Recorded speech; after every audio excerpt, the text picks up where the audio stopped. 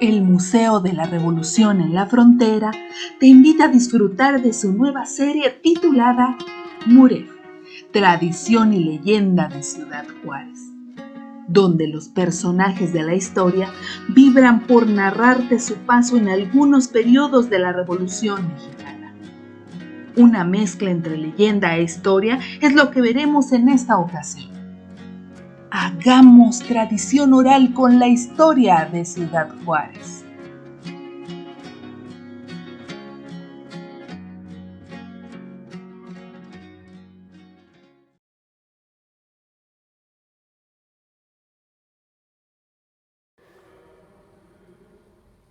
Buenos días. Me da mucho gusto que nos estén acompañando. En la ocasión anterior en la que yo estuve aquí con ustedes, les hablé de mí y del señor Jorge Arquín.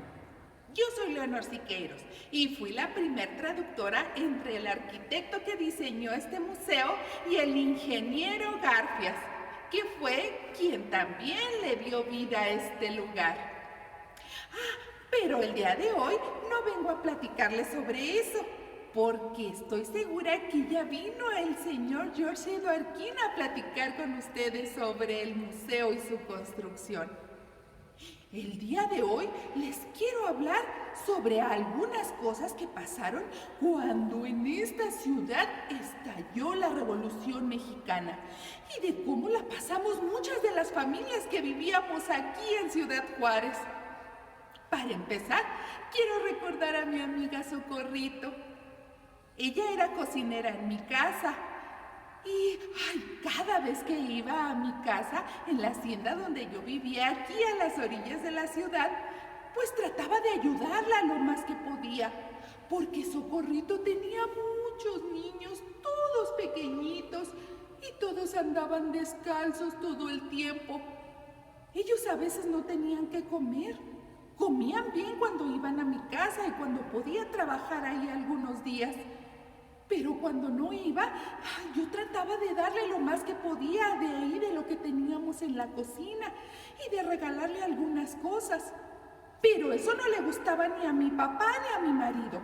Me decían que no les diera nada, que porque ellos ya tenían un sueldo y que con eso se las arreglaban muy bien. Pero yo creo que no se las arreglaban tan bien, porque yo siempre la veía batallando con todos sus niños. Y como les decía, a veces comían y a veces no. Lo que supe es que después Socorrito se fue a trabajar a un hotel, ahí en la cocina, y entonces ya le fue mejor.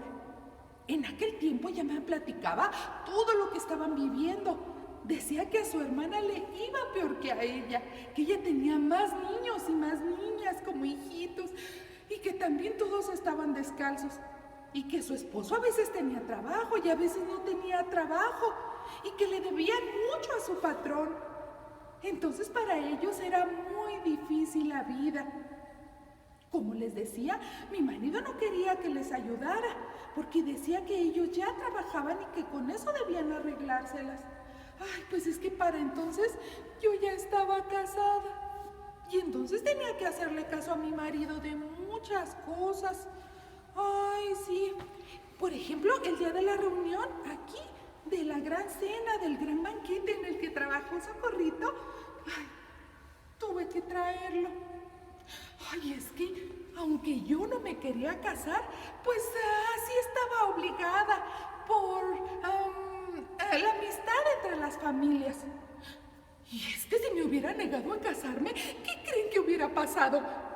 Pues me hubieran obligado a irme al convento de las Carmelitas descalzas, combinada a las labores religiosas por el resto de mis días. Así es que cuando me dijeron, ¿te vas a casar con un joven de la familia Samaniego? Pues fui a conocerlo. Era la segunda vez que lo veía en toda mi vida. Pero entonces lo vi bailar y dije que sí. Bueno, por lo menos me tocó un marido amable, que después cuando nos fuimos a vivir a la ciudad de El Paso, Texas, me llevó a conocer los edificios de allá, pero eso se los voy a contar en otro recorrido. Por lo pronto quiero que me acompañen de este lado porque me gusta mucho esta sala.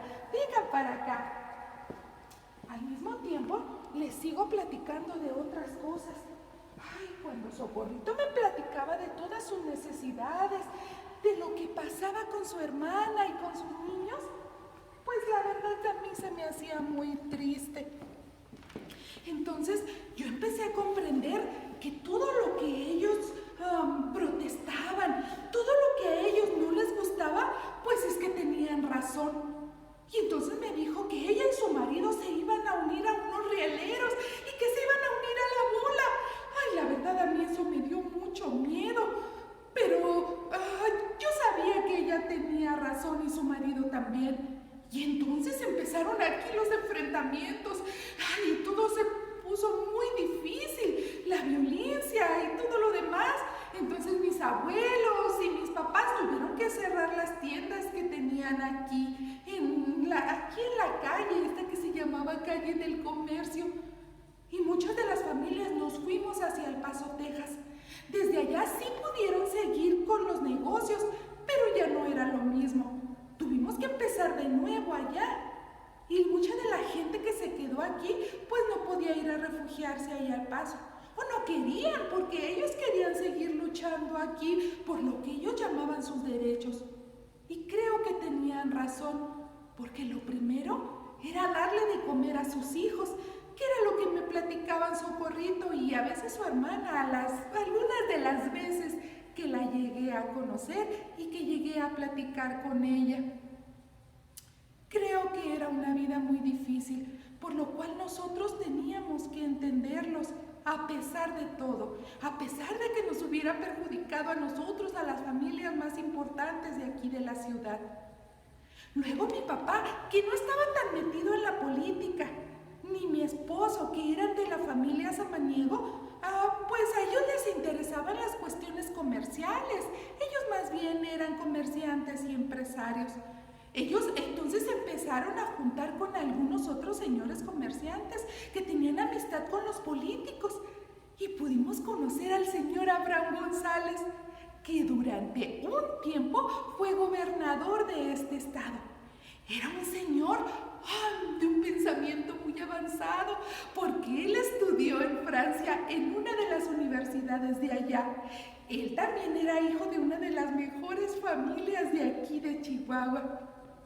Y cuando regresó para acá, quiso hablar de todas sus ideas y de todas esas cosas importantes que eran en la política. A mí el señor me empezó a caer muy bien. Y les voy a decir por qué me empezó a caer muy bien. Vengan para acá, porque aquí están algunos de los cuadros muy bonitos de los que ya les habló el señor George Edward King. Mira, amigo, pásale ahorita. Mi amigo me está ayudando a grabar. Pero aquí al lado de estos edificios hermosos, quiero platicarles lo que dijo el señor Abraham González. Él estaba muy vinculado con Francisco y Madero. Y en una ocasión hubo una reunión con varios de los políticos. Y estaban las señoras esposas de los políticos y de algunos comerciantes importantes. Estaba la señora Sara Pérez de Madero. Yo ya la admiraba desde ese momento. Y delante de ella y delante de todas estas señoras, el señor Abraham González empezó a decir que si las mujeres eran igual ante la ley para algunas cosas, por ejemplo, que pagaban contribuciones, pagaban sus impuestos, que eran igual ante las leyes penales porque si cometían algún delito, pues tenían que pagar. Y que si eran igual para esas dos cosas, él no veía la razón por la cual no podrían ser igual para votar. Que las mujeres merecían el derecho a votar y también merecían el derecho de ser votadas en una elección. Quiere decir que las mujeres podríamos ser candidatas. Quiere decir que las mujeres podríamos llegar a ser alcaldes de la ciudad. A mí me emocionó tanto eso porque dije, entonces yo podría llegar a ser una persona, una figura muy importante para aquí, para Ciudad Juárez. Y me emocioné mucho y empecé a preguntarle a mi marido y a mi papá me dijo que no podía, que yo tenía que seguirme dedicando a las labores que hasta ese momento hacía. Entonces yo hablé con mi marido y mi marido me dijo, bueno, puedes hacer cosas importantes. Si no te puedes dedicar a la política, si no te puedes dedicar a la vida pública como nosotros los hombres, pues entonces ven y ayúdame en lo que hacemos acá en Ciudad Juárez. Y es que mi marido y la familia Samaniego se dedicaron a comprar muchos de los terrenos que había aquí en la ciudad. Con el paso del tiempo yo le ayudé a comprar más terrenos y administrarlos. Y fue lo que hice, porque a mí me gustaba trabajar de esa manera. Ay, al mismo tiempo oíamos de lo que estaba pasando aquí en Ciudad Juárez. Y hubo dos acontecimientos que a mí me dejaron impactada. Uno de ellos fue que el señor Francisco Villa, el que llamaban bandolero, pero que andaba ahí en la revolución, pues el señor atacó uno de los almacenes grandes que era de una cadena de un señor que era alemán. Era una tienda grande y la saqueó y se llevó todo y decía que era para alimentar a sus tropas y a la gente que andaba con él. Y un año después, otro señor llegó y atacó el mismo lugar. Era otro almacén grande, también de esa cadena de los alemanes. Y él saqueó todo, pero no solo eso, lo quemó. Era el señor Pascual Orozco. Ay, ese dicen que era de muy pocos amigos y de muy pocas pulgas. Pero de esos dos acontecimientos, luego vendrá el señor Francisco Villa a platicarles. Por lo pronto, yo les doy las gracias por haber estado aquí con nosotros. Y el día de hoy, ya me despido. Hasta luego.